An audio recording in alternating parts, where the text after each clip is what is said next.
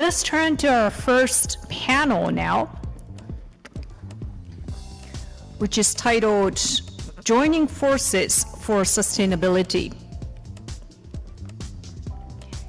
And let me welcome our moderator, Mr. Sébastien Le Chevalier, Professor EHESS, Research Fellow at Maison Franco-Japonaise, International Senior Fellow at the Cannon Institute for Global Studies.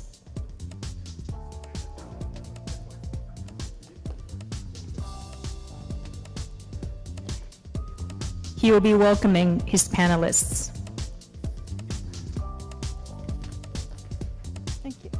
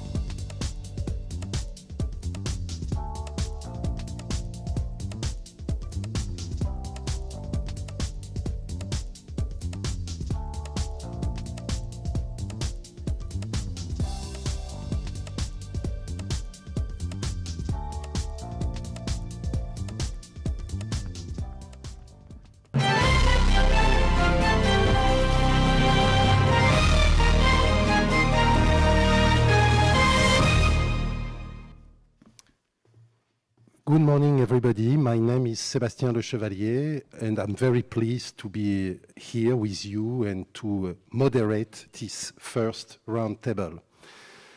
How will the future look? How will we be in 2050? As Ms. President Cailler has said in his introductory remark, I think we have to be very modest in our imagination of 2050. There are various scenarios, from the most pessimistic to the most optimistic, but what is sure is that what we are doing now will have a strong impact on what the future will look like. Our decision, our action will determine largely what our Mother Earth will look like in 2050.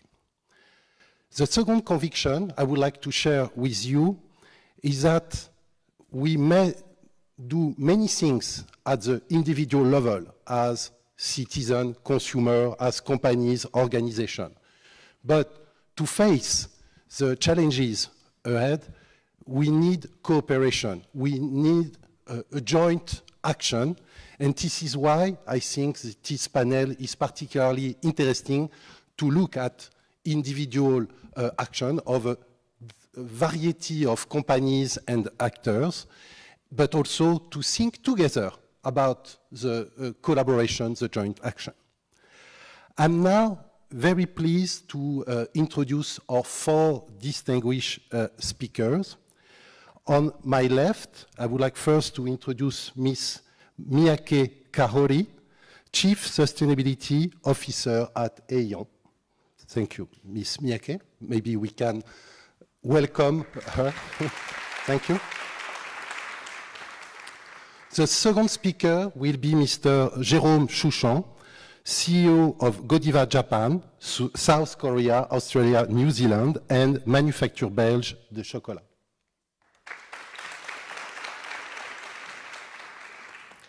Our third speaker will be Mr. Olivier Durand, Executive Vice President of Faurecia Clarion Electronics. Welcome, Mr. Durand. Last but not least, I'm pleased to welcome Mr. Nobutani Kazushige, President of JETRO.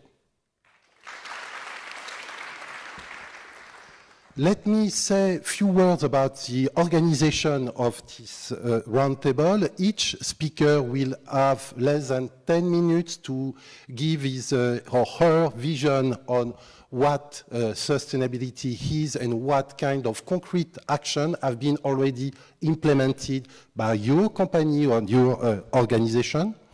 But before this, in order to make this session as interactive as possible, I would like to invite the audience, as it has been said previously, to connect yourself to SparkUp in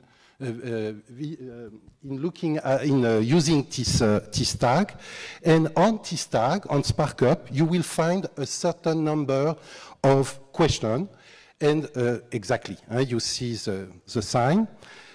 I would like first to address this question, and you will be able to answer this question online. We will have a time after after the 4 speeches. We will have a time to look at the answer. Let me review the questions that you will be able to find on SparkUp.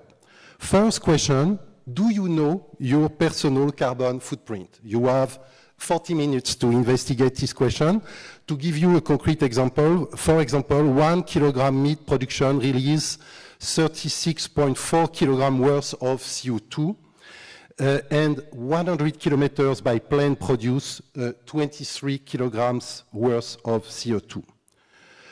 The second question, even more complicated, do you know your company carbon's footprint? And you may answer yes or no.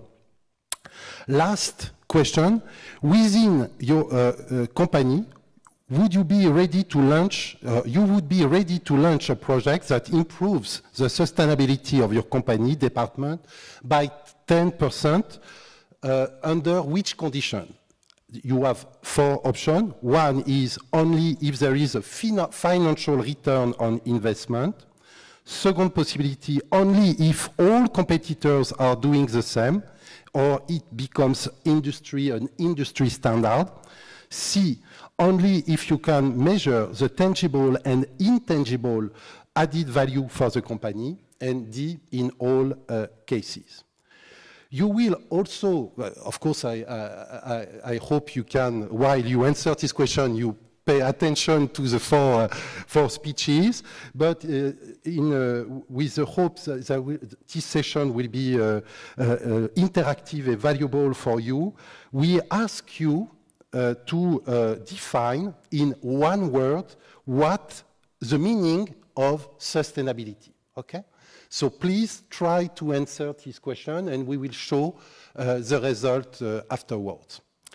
Thank you very much. So now I suggest we move to the speakers, and I'm very pleased to welcome Ms. Miyake Kahori for Aeon. You have 10 minutes. Thank you, Ms. Thank you. はじめまして、イオンで環境社会貢献を担当しております三宅と申します。本日は貴重な機会をいただきましてありがとうございます。私の方からは簡単にまず、イオンのご紹介をさせていただきたいと思います。ごめんなさい。はい。当社イオングループ、ご承知の方もたくさんいらっしゃると思いますけれども、特に日本に住んでいらっしゃる方は一度や二度は来ていただいていると思いますけれども、実はアジア14カ国で今営業をしております。主にですね、スーパーマーケット、食品を扱うスーパーマーケットですですとか、大型の商業施設、ベトナム、カンボジア、こういったところにも大きな商業施設を作って、日々の生活を、支えているというふうに自負をしております。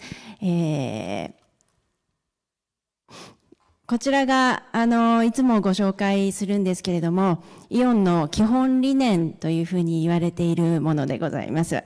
もう、30年以上、3、40年ずっと同じものを使っておりますが、お客様を原点に三角形の真ん中のところにお客様を原点に、そして三角形の上のところを見ていただきたいんですけども、平和という言葉があります。小売業だけではないと思うんですけども、特に小売業はやはり平和な世界がないと、事業そのものが成り立たないということで、平和を追求し、その平和が訪れるのを待っているだけではなく、我々はやはり我々の平和な世界を作って、そこで、きちんと事業を、継続させていこうという思いで、日々事業を行っております。で、今日はいろいろな環境問題、特に脱炭素社会の構築ということで、これ私たち18年に、宣言をいたしました脱炭素ビジョンというものがございます。で、もちろん2050年までにってもう今や皆さんの会社も当然でしょうし、うちだけではなくてみんながやっていかなければならないことなんですけれども、やることはそれほど難しいことではなくて、もう本当に3つシンプルなものを挙げております。省エネ。もうこれで何が何でも大切。それから、再エネを作っていくこと。2番目ですね。で、それから3番目。それでも私たち大型商業施設たくさん電気を使いますので、足りない部分は、調達をしてくると。こういうことで、我々の事業を脱炭素化していくんだというものをビジョンとして掲げたものが、この18年の脱炭素ビジョンでございます。で、どんな状態で進んでいるかということなんですけども、基準年を2010年に置いておりますので、そこから約9、ちょっとデータ若干20年も出てるんですけれども、そろそろ出る時期なんですが、順調に毎年、下げることができております。当然事業そのものはですね、大きく成長しておりますので、どんどん効率は良くなって、事業全体は大きくなっているけれども、使っている電気は少なくなって、エネルギーは少なくなっているというのが今の現状でございます。ただですね、我々がすごく頑張って事業として、できることはやっていく、当たり前のことなんですけれども、それだけで脱炭素社会が構築できるかというと、そうではないというのが今の現状です。やはり我々だけではなく、我々を取り巻く環境を、取引先様もそうなんですけれども、やはりお客様ですね、日々の生活をされている、そのお客様の生活も、脱炭素化することに我々は事業として、携わっていかなければならないという思いで、今年度2021年には、3ついろいろ施策を出しております。お客様、私たちだけでは、で、もう一つは一番上は私たち先ほど2018年に2050年までに脱炭素っていう話をしたんですが、10年前倒しで2040年までに、それからお客様の生活も脱炭素化していこう。それからサプライチェーンも脱炭素化していこうということをやっております。で、お客様、これ、充電器ですね。ショッピングセンターに来て充電器をしていただく。それから、お客様のお家も、どんどん、リフォームして、自分で、お客様の、もうご自身で、再エネを作っていただく応援をしていく。で、こういったことも投資、もちろん必要ですし、サービス。商品だけではなくサービスが適切な価格で、それからアフォーダブルですね、に、入手できるようなサービスを我々は提供していくことで、お客様の生活を脱炭素化していきたいということもやっております。それから余った電気は、ぜひ我々が買い取りますということも、やろうとしています。これまだ実証段階なんですけれども、貯めておくっていうのも一つだとは思うんですけれども、それでもソーラーだったらやはり日光の具合とかで、使う以上にできてしまう時間帯がある。で、それは、EV に、充電をしていただいて、うちのショッピングセンターに持ってきていただければそこで買い取りをする。そういったように、そのコミュニティ地域で、再エネを融通し合うというような世界がいずれ来るんではないだろうか。それから何を食べるのかっていうことも大切な問題ですね。これ最近話題の代替肉という分野ですね。大豆ミート。こういったものも皆さんと一緒にあんまり美味しくないものをいやいや食べるのではなくって、本当に美味しいものを、健康的に、食べていく。それで、脱炭素社会を作っていく。こういったことも、お客様と一緒に、作っていきたいなと。これ、こんな暮らしができたらいいなっていう、みんなが相互に関係し合っていくんですけれども、そんな中で、どうやったら、いい脱炭素社会ができるのかということを、コミュニティができるのかということを皆さんで考えていきたいというふうに思っております。以上になります。ありがとうございます。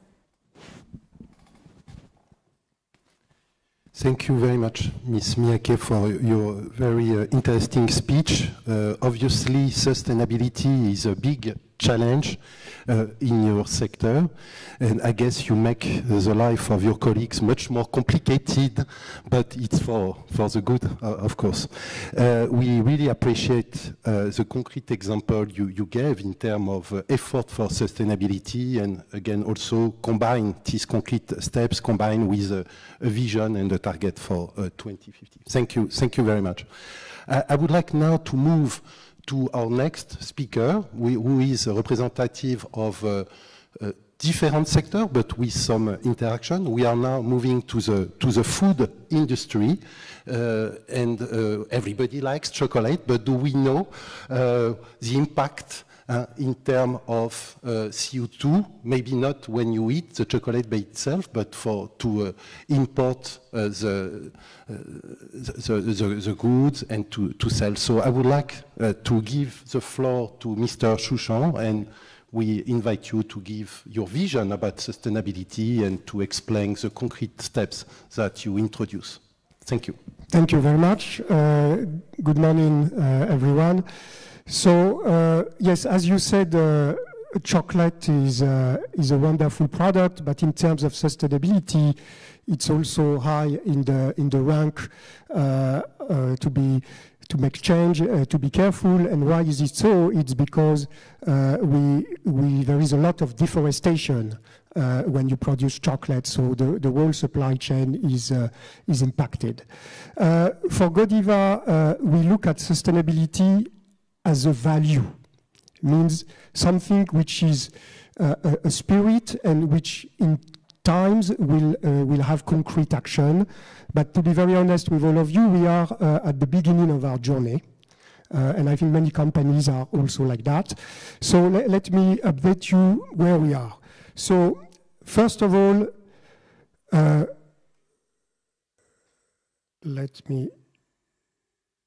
first of all, everything starts from us by the mission, which is for us centered around happiness. You can easily imagine that when you receive a Godiva chocolate, you feel happy. Or when you eat it, you also feel very happy. This happiness, we put it in the words of our mission. We are creators of memorable occasions because you remember when you eat a Godiva chocolate, and that is about happiness. But today, to be very transparent, and I think transparency is important in sustainability, this mission is more a brand story, a brand relationship with our customer.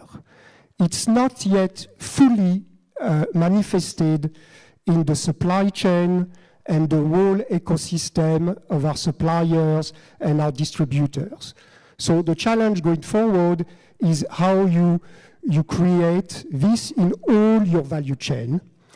And we made some research, and in fact, in Japan, even consumers are not paying too much attention yet to sustainability. Their key driver of purchase is price, convenience, and sustainability is low. But the good news is that since these 2 years, since 2019, it's really increased, and there is a lot of interest about sustainability. So for us, all will start with engaging and informing our employees and also our consumers. And this will be a very important step. This, I had the chance when I was coming here in Japan 30 years ago as a student. I was a backpacker, and I went to Fukui Eiji, which is the temple of the Zen Sotoshu in the middle of the mountain, a very wonderful and sustainable place for sure. And 30 years later, I had the opportunity, as we say in Japanese, go-en, I mean the chance to be connected with the Fukui prefecture, and we find out that in Japan, among all 47 prefectures, the #1 performing about happiness is Fukui. So the governor invited me, and we decided to make a full page in the Nikkei newspaper on the May 21 this year about a visit to Fukui, where I could go again to Eiji, but also visited some typical craftsmanship about tofu, about sake, and I was very impressed by the symbols of nature, simplicity, and craftsmanship. So we decided to announce on the newspaper that Shiawase no Tsukamaikata, let's gather happiness, and happiness is not about financial return, it's about more simple moments linked to other craft or of the nature. And we decided to launch a campaign which is Godiva wants to know more about Japan, Godiva wa Nihon Motto Shiritai, which was a big statement because we are a global company, but we decided we want to learn and to go deeper in the 47 prefecture. And for us, it's, I would say, a new approach, and we believe it is now an area of globalization and localizations. It means a global brand cannot be anymore from a headquarter in somewhere in the world and then roll it out to everywhere, but it's more how you can, to the word you said of collaboration, how you can collaborate better with the local communities and what you are in your own DNA, as far as Godiva, with a 95 years history. So what we did, this is an example, but taking from Fukui, we decided to provide in our cafe some vegan menu with soba, which was very, very well appreciated. We also had an offer for Mitsukoshi Matsuyama in Ehime Prefecture, and they invited us to do a special store that you can see on the top right. And this store was our first community store, in fact, globally. Why community? Because it impacted some local craftsmanship, and we did some products with local ingredients and local suppliers, including a Japanese sweet, which is called Ichiroku tart, on the bottom left. And this product had a tremendous result because the sales were 25 times more than our forecast. And we also, on the store, use some used porcelain, which is called tobeyaki in the Ehime Prefecture. And this was used, on the bottom right, you can see that the little blue, this was used for leftover parcels of porcelains. And this was very well received by the community and also in Japan because NHK talked about it. But what was interesting is that Matsuyama Mitsukoshi told us that when they approached many brands, a lot of them said, yeah, we're ready to collaborate, but why Matsuyama? It's a small city. Why put in so much effort to a small city? And for us, we believe that the future will be, especially in Japan, to go closer to each local community and local prefecture. And we think this global approach and local is very important, especially to create a very sustainable future. And we believe in 2050, this might be a new type of global brand. So I would like also to, as I mentioned about values, and that values is key for sustainability. I believe that Japanese, in fact, in their traditional values, have a lot to teach us. And Shibusawa Eiichi, which was portrayed as one of the fathers of Japanese economy and capitalism, was at that time saying that you can have both virtue, the social good, and performance economic. And this was at that time very natural for Japanese, but now it seems the world is rediscovering this because we talk a lot about ecosystem, purpose, but I think Japanese have this already in their DNA, and especially Shibusawa Eiichi talk about Confucianism, and from Confucianism, the individual is not an end in itself. The individual is about a relationship with nature, or a relationship with other people. And it was exactly what Kengo Kuma said earlier, that now in architecture also, Shizen, nature, and Ningen, humanity, become at the center of architecture and not anymore efficiency.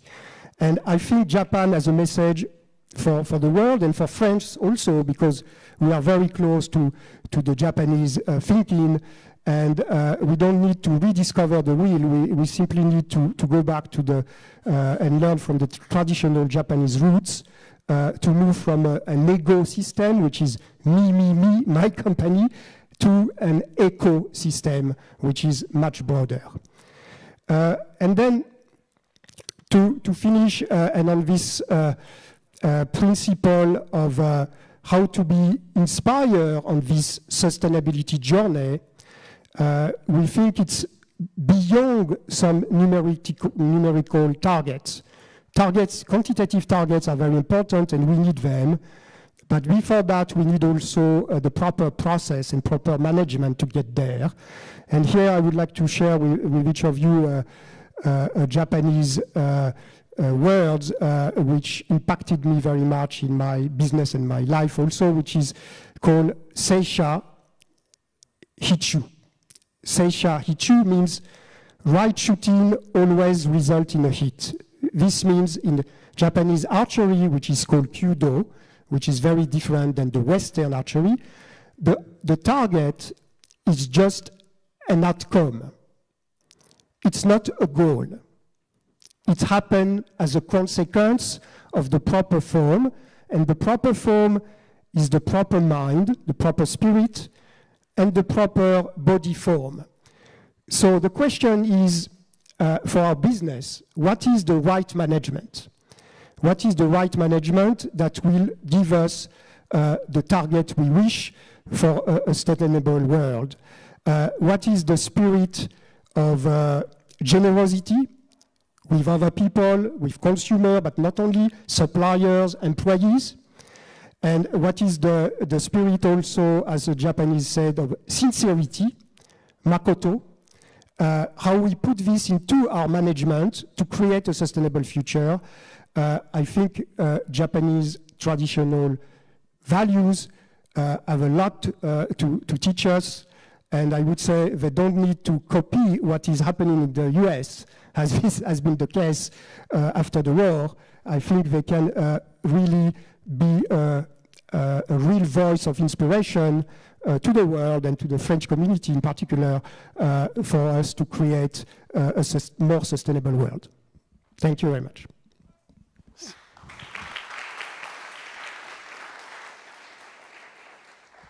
Thank you very much, Mr. Chouchan, for sharing with us the values that are driving your company globally and locally. Thank you also for your effort to be closer and closer to your customers, to adapt yourself to the environment.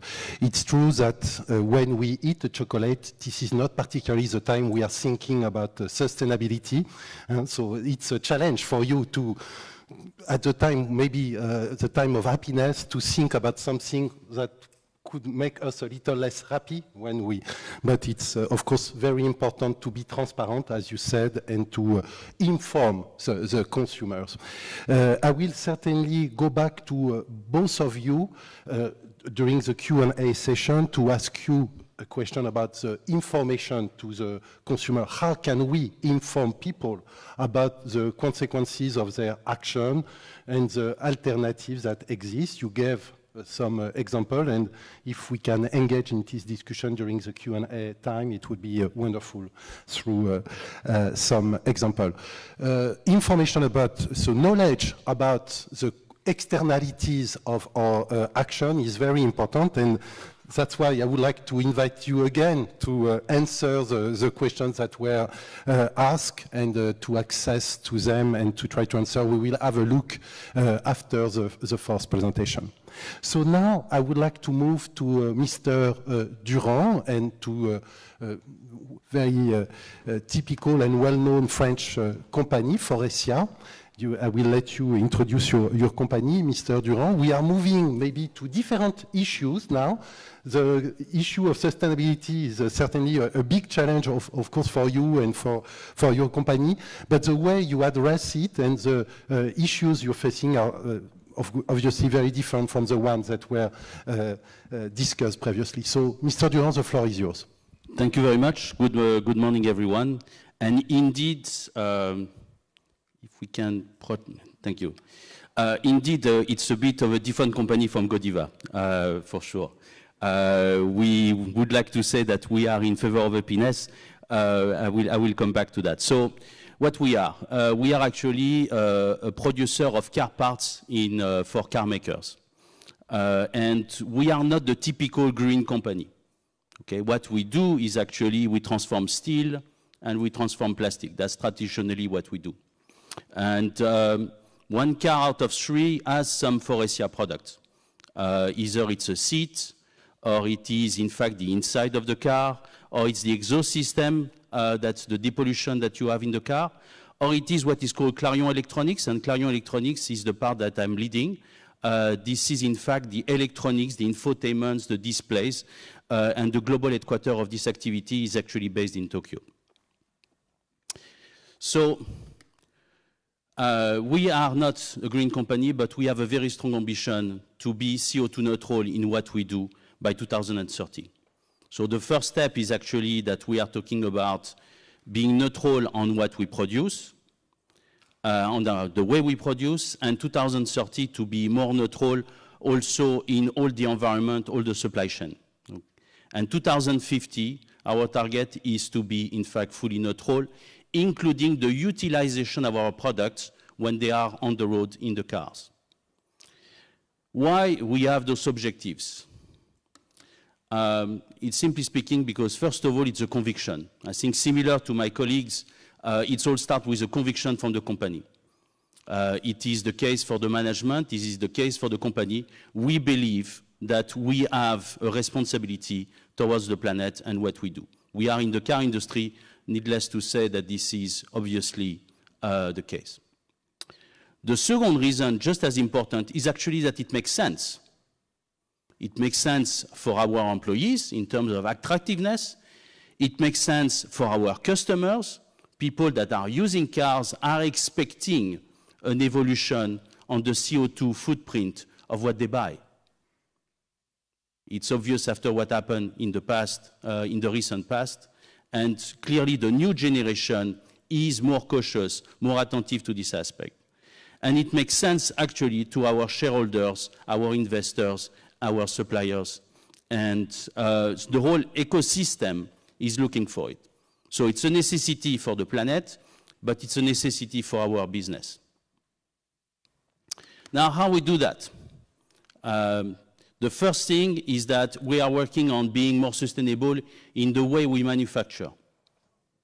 So it is, similarly to what was presented to E.ON, is about renewable electricity. We have 266 plants worldwide. They are actually quite large, and they are quite flat. So we have a lot of roof cover. So we are planning to use those roof cover to put solar panels as much as we can. The second thing we are doing is smart meters inside the plant so that we use less electricity and waste management and the whole lot. The second piece is what we call the sustainable materials. Okay, so I come back to what we do. We transform steel and plastics. That's the origin of this business. On the steel, we have signed a partnership with a Swedish company called SSAB. They will be the first one to do green steel. In fact, they will use hydrogen to produce the steel. So we are able to continue to develop our business, but the CO2 footprint is totally different. They will start, we have signed last summer, and they will start producing this in 26. They are the #1 in doing this. And we are working on replacing part of our plastic footprint by biomaterials. So in fact, some of the door panels and some of the front of the cars today are made of plastics. Tomorrow they will be a mix. And in fact, it reduces the weight, and it reduces also, by definition, the footprint. We are gaining 50% through our solutions. The third aspect is what is called the life cycle value management. It's a complex word to say. When you buy a car, the value of the car is decreasing very fast. Actually, it's decreasing by 50% after 1 year, 18 months. Your market value of the car. We can make the cars more upgradable so that the life of the car is longer. Elon Musk is talking about this for his cars all the time, for his systems. They can be done also for other things. So it's about replacing part of the car so that it can be continued to be used instead of being fully replaced. It is about repairing the car in a facilitated manner. It's about having the product easy to replace or to modify or to upgrade, or even to have software upgrade on your car so that you have the latest application. If we do this, we are able to use the car longer, and the production in total is lower. The last element is, and I think it's perhaps back to one of the questions that you have this morning.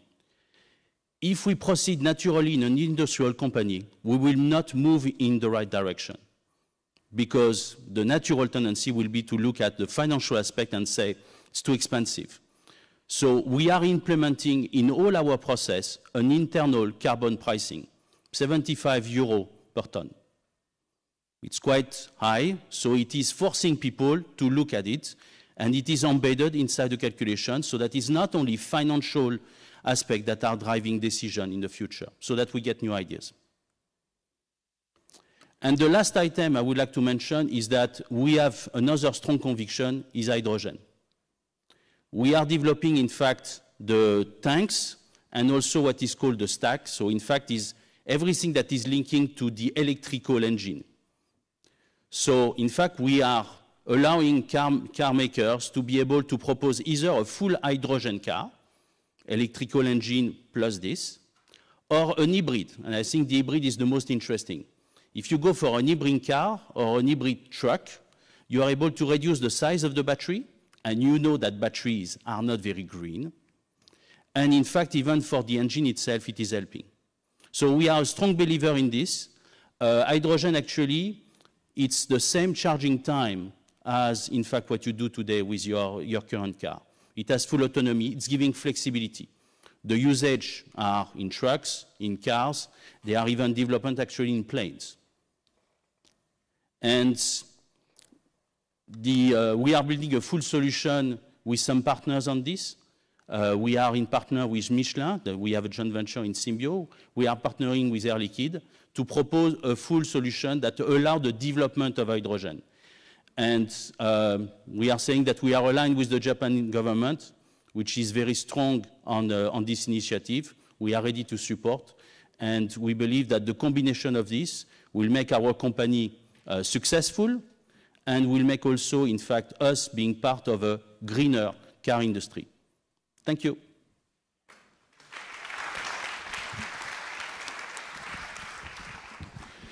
Thank you very much, Mr. Durand, for your presentation and the very concrete example you gave about the effort to make your company and your business more sustainable. The question will be, maybe during the Q&A session, is how to make visible your effort to the final consumers, when maybe a little the same when I drive a car, when I enjoy driving a car, or when I'm just stuck in the traffic jam. I do not know exactly what is behind. And to make the final consumer aware of this effort and its change is also certainly a challenge that we will be able to discuss later. Thank you very much again. Last but not least, we are moving now to our final speaker for this first session. I would like to give the floor to Mr. Nobutani for JETRO. Mr. Nobutani, the floor is yours. はい、ご紹介いただきましたJETROの副理事長の信谷一茂です。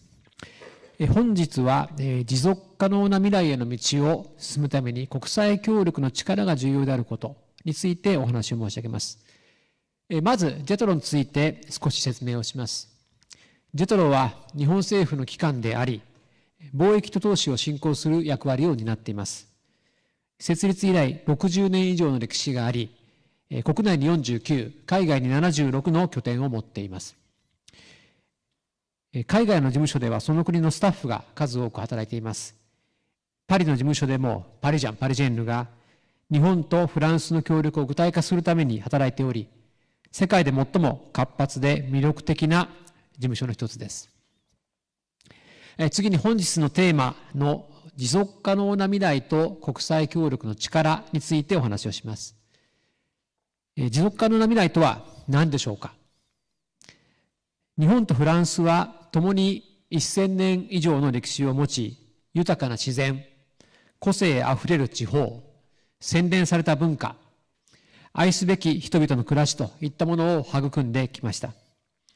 我々にとって持続可能な未来とは、こうした豊かさが将来にわたって続くことであり、世界に広がっていくことだと私は思います。そこに至る道のりを想像の力だけで進んでいくことは難しいでしょう。国際協力の力が必要だと思います。例えば、カーボンニュートラルに至る道を行く間に、我々は市場の力に翻弄されることになります。まず、エネルギー市場は大きな影響を受けます。これから数年から数十年で、世界各国が一斉にかつ急激にエネルギーミックスを変えていきます。エネルギー市場は大きく揺れることになるでしょう。経済と雇用も大きく影響を受けます。火力発電、内燃エンジン、高炉など20世紀を支えてきた産業に世界各国が一斉にかつ急激に変革を迫ることになります。労働市場も大きく揺れることになるでしょう。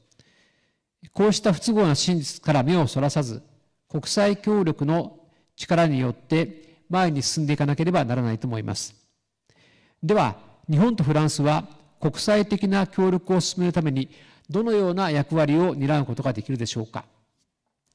日本とフランスの間には国際協力をリードする2つの大きな通りがあります。一つは京都からパリに至る大通りです。カーボンニュートラルに向けて国際的な協力の力を集める試みは、京都で始まってパリに引き継がれています。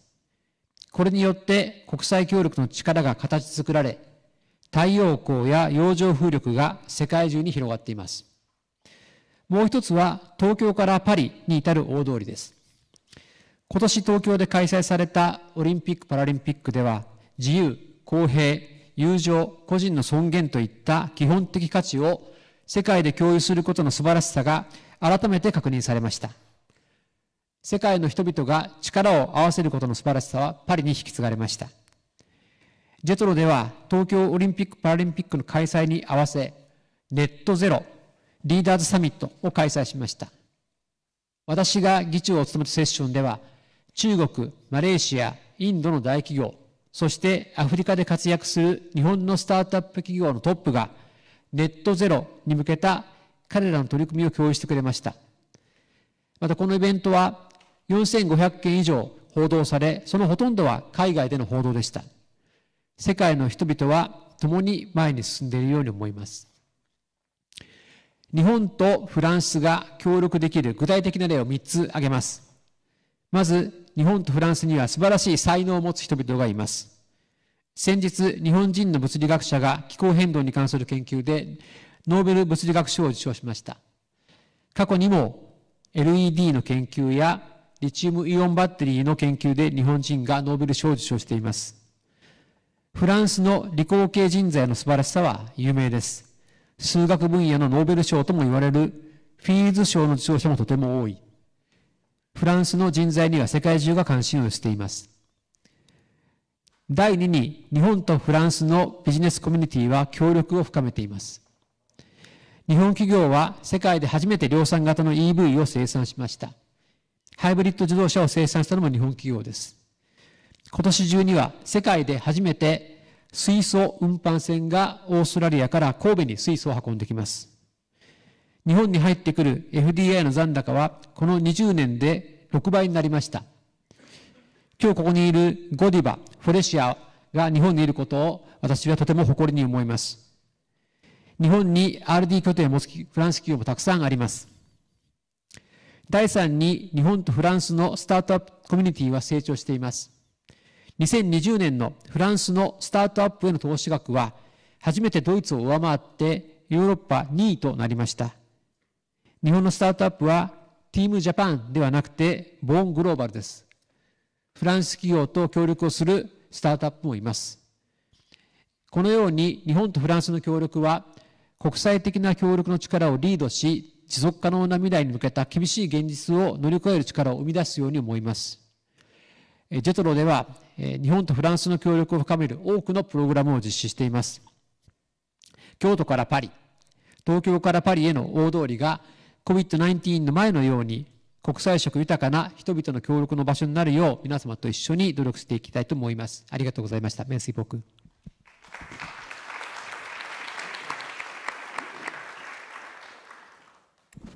Thank you very much, Mr. Nobutani, for insisting on the responsibility of our two countries and the value added of the collaboration between Japan and France in order to promote sustainability at the global level.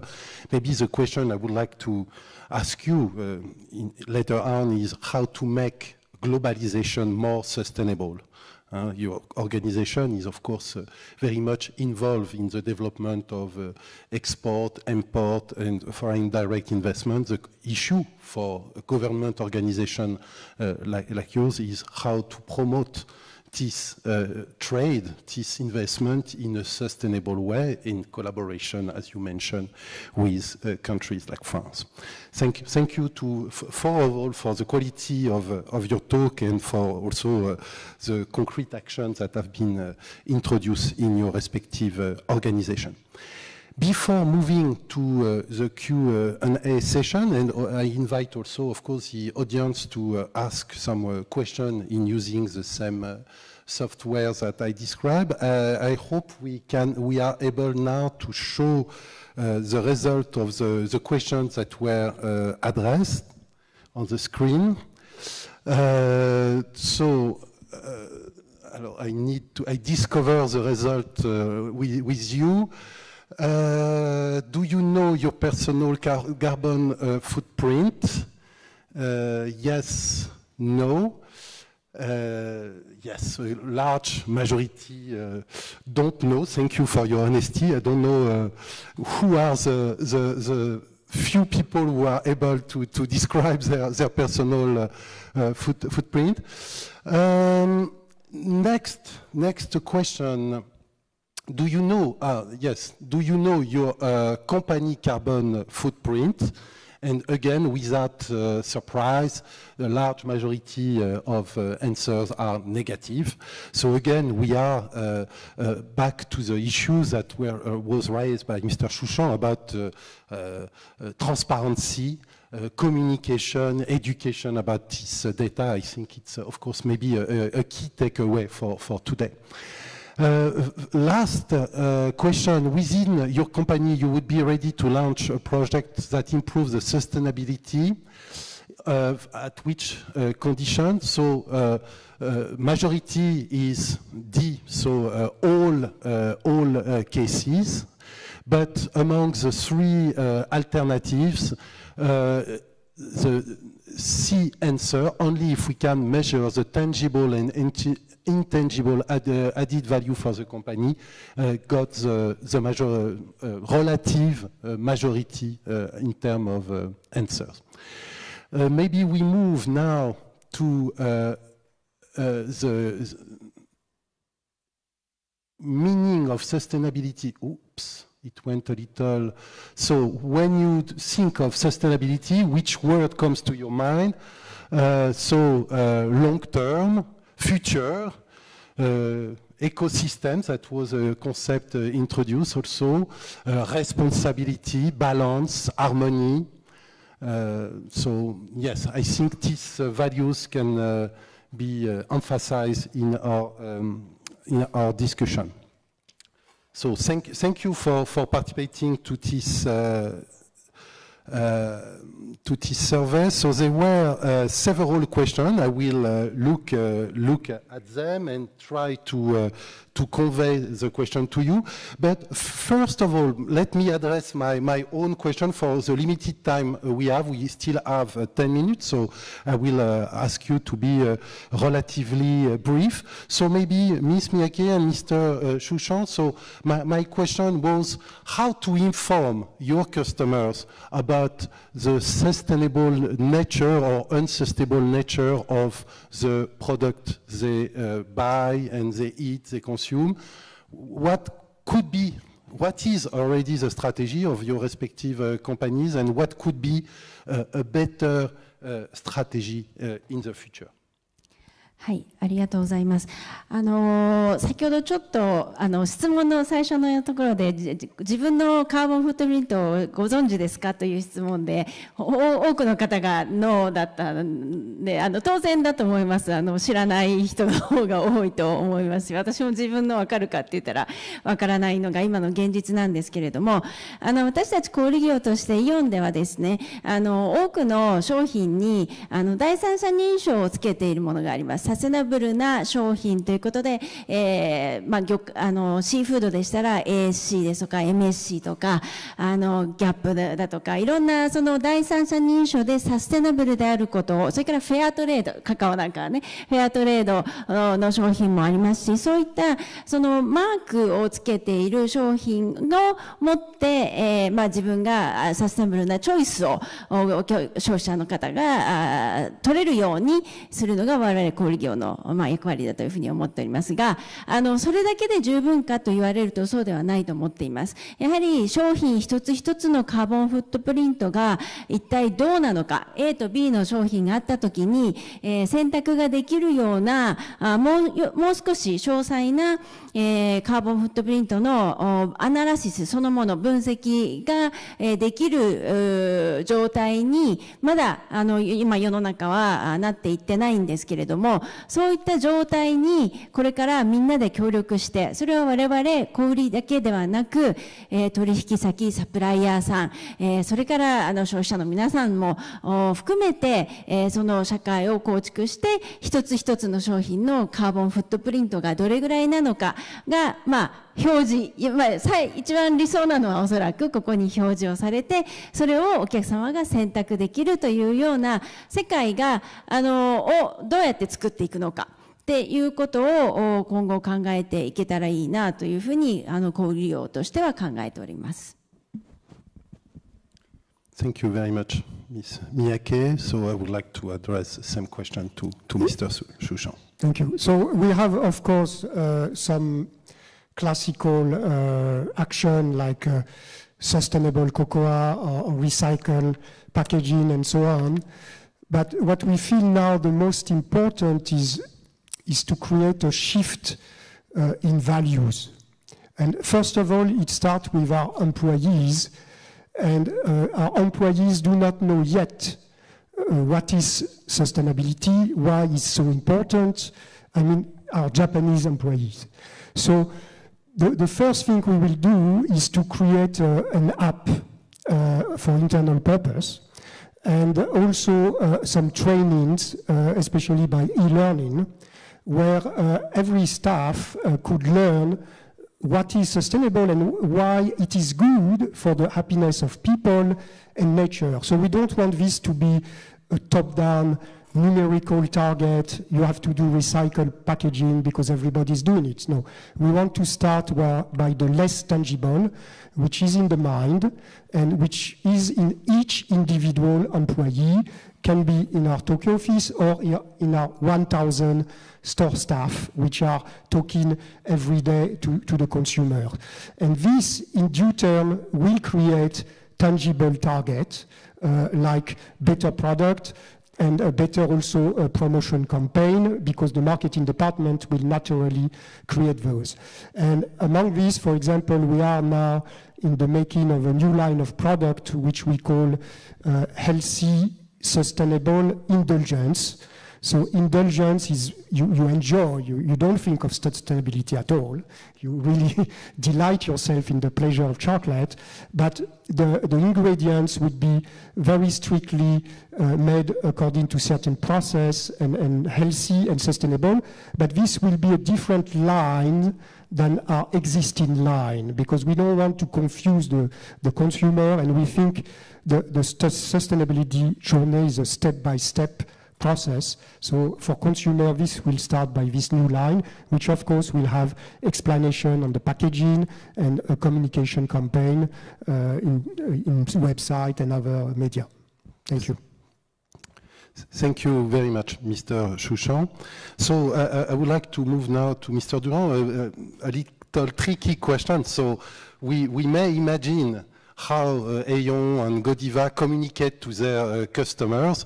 In your case, how can you make your final consumer aware of all your effort? You're right, this is the tricky part. So our customers, first of all, are the car makers. So we are communicating a lot with them. And a lot with them is about proposing our solutions, explaining that the steel, for instance, will be green, explaining that in fact the parts that we are proposing will be with a content from a footprint point of view which will be different. So part of it will be for them to use those elements in their own promotion of the total car. So that's one aspect. But there is another aspect which is to have direct link or direct awareness with the end consumers. And I think this one, similarly to what was mentioned before, one of them is, of course, our employees. So we are making sure that there is visibility, transparency, correct awareness about what is our actual footprint, what we produce, and the usage of what we produce. But the second thing is to talk a little bit more about our company in forum, in a different event. One of them is the one this morning, because we are mechanically a company that is less known to the big public. By definition, you don't see a logo of Faurecia on your seat in the car. It's not the way it happens. So this is talking about this, and this is talking a lot about hydrogen.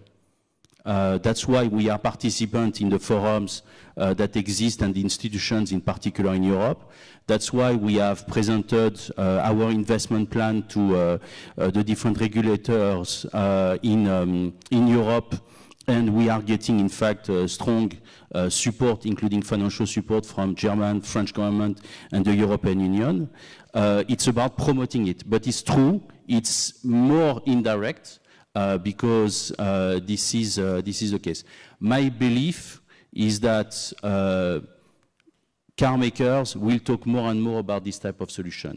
The engine has been obviously the most emblematic, the most obvious with the electrification. People see that electrification has pros and cons, actually, because of the type of metals that you have to use to make batteries. So they will talk more and more about the way the car is actually produced part by part, and this is where we have a role to play. Thank you very much for your answer.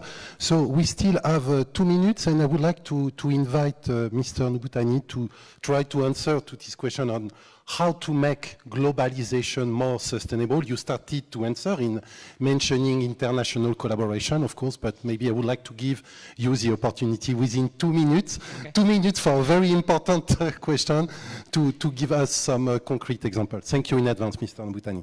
ありがとうございます。ジェトロの役割は人々をつなぐことです。で、どうやって国際協力を進めるか。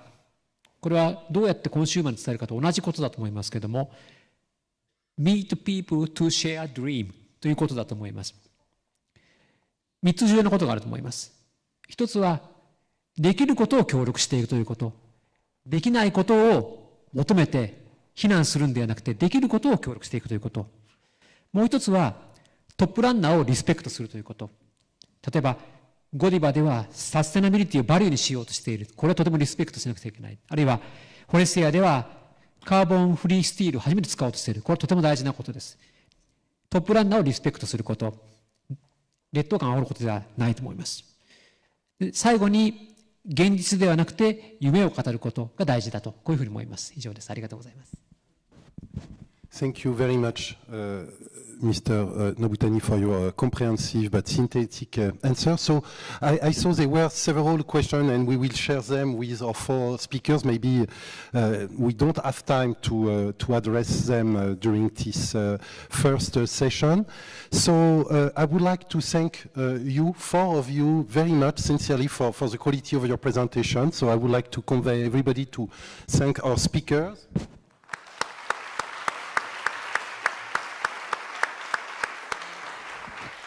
And we hope that this session did contribute to increase your awareness about sustainable issues. We know that we have still a lot to do, looking at the answers to the questions that were asked. Thank you to all, and we will move to the next session with a keynote speech of Mr. Kupval. Thank you.